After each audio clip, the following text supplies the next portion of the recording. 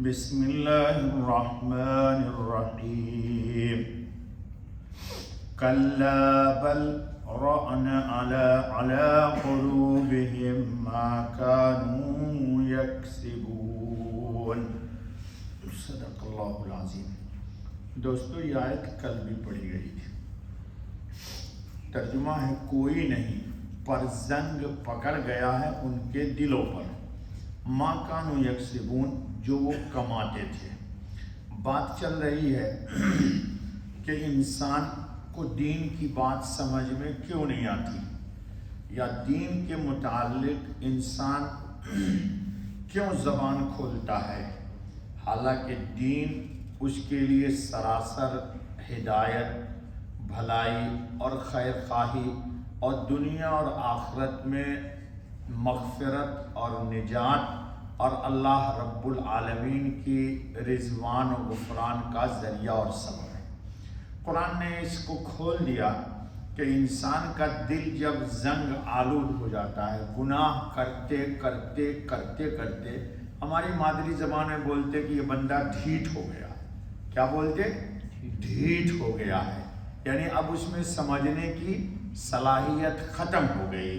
چنانچہ حدیث بھی ہے، حضرت خاتم النبیین علیہ الصلاۃ والتسلیم نے ارشاد فرمایا، حضرت ابو ہریرہ رضی اللہ تعالیٰ عنہ کی روایت ہے کہ رسول اللہ صلی اللہ علیہ وسلم خاتم النبیین نے ارشاد فرمایا کہ مومن جب گناہ کرتا ہے تو اس کے دل میں ایک سیاہ نقطہ پیدا ہو جاتا ہے، پھر اگر وہ توبہ کر لیتا ہے، اللہ پاک سے ڈر جاتا ہے، جہنم کے عذاب سے خوف کھا جاتا ہے، اللہ کے حساب و کتاب کو یاد کر کے اللہ کی طرف انابت اختیار کر لیتا ہے، استغفار کر لیتا ہے، تو دل سے گناہ کا نقطہ دور ہو جاتا ہے۔ اور یہ بات قرآن نے بھی کہی ہے نا اللہ نے، وَمَن يَغْفِرُ الذُّنُوبَ إِلَّا اللَّهُ، گناہ کرنے پہ ہم قادر ہیں، لیکن گناہ مٹانے پر ہم قادر، اللہ ہی گناہ مٹا دیتا ہے، کہیے الحمدللہ۔ لیکن اگر گناہ میں زیادتی کرتا ہے، ایک گناہ کے بعد ایک، قرآن نے کہا ہے ظلمات بعضها فوق بعض، ایک گناہ پر دوسرا، دوسرے پر تیسرا، تیسرے پر چوتھا، گناہ پہ گناہ کرتا جاتا ہے تو نقطہ بھی بڑھتا جاتا ہے، یہ سیاہی بڑھتی جاتی ہے، یہاں تک کہ اس کے دل پر چھا جاتا ہے، پورا دل مظلمۃ سودا، سیاہ بن جاتا ہے۔ کالا کپڑا پہن لیجئے، کتنا گندا ہو جائے، سال بھر تک مت دھلیے، آپ بدبو ہو جائے گی، لیکن آپ کو کوئی گندگی اس کی نظر نہیں آئے گی۔ اور سفید کپڑا پہنیے، ہلکا سا داغ اور دھبا لگ جاتا ہے تو انسان کو وہ داغ نظر آ جاتا ہے، اگر آنکھ میں اس کے روشنی ہے تو، اور اگر روشنی نہیں تو کوئی دوسرا ہی بتا دیتا ہے، بھائی تیرے کپڑے میں داغ دھبا لگا ہوا ہے، یار ذرا اسے دھل ہی لے۔ چلو ناک میں بدبو آ جاتی ہے، لیکن کالا کپڑا پہن کے دیکھیے آپ، چلیے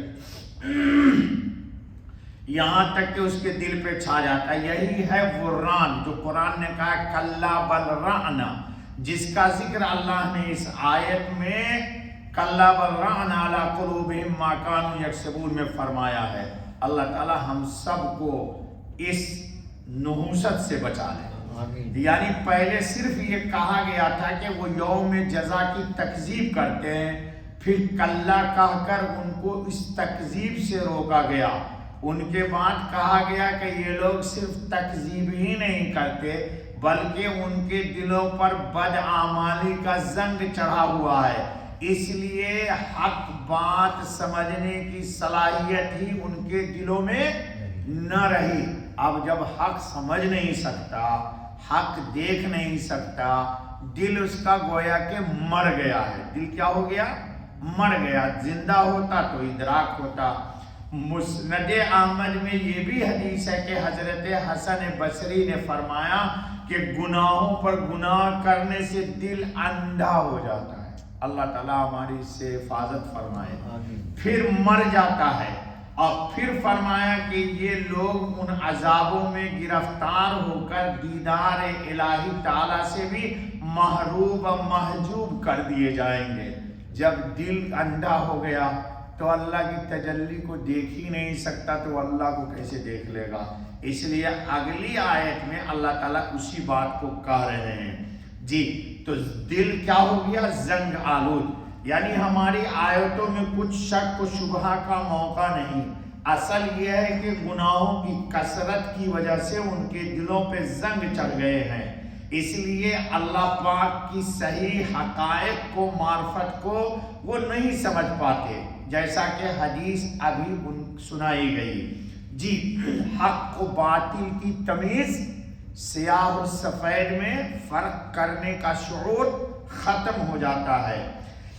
یہی حال ان مکذبین کا سمجھو کہ شرارتیں کرتے کرتے ان کے دل بالکل مسخ ہو چکے ہیں، اس لیے وہ اللہ کی آیتوں کا مذاق اڑاتے ہیں۔ تو کیا کہتے؟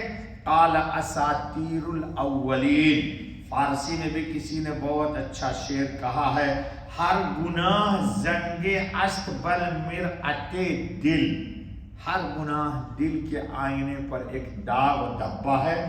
دل شود زی رت گہا خار و خجل، دل کیا ہو گیا؟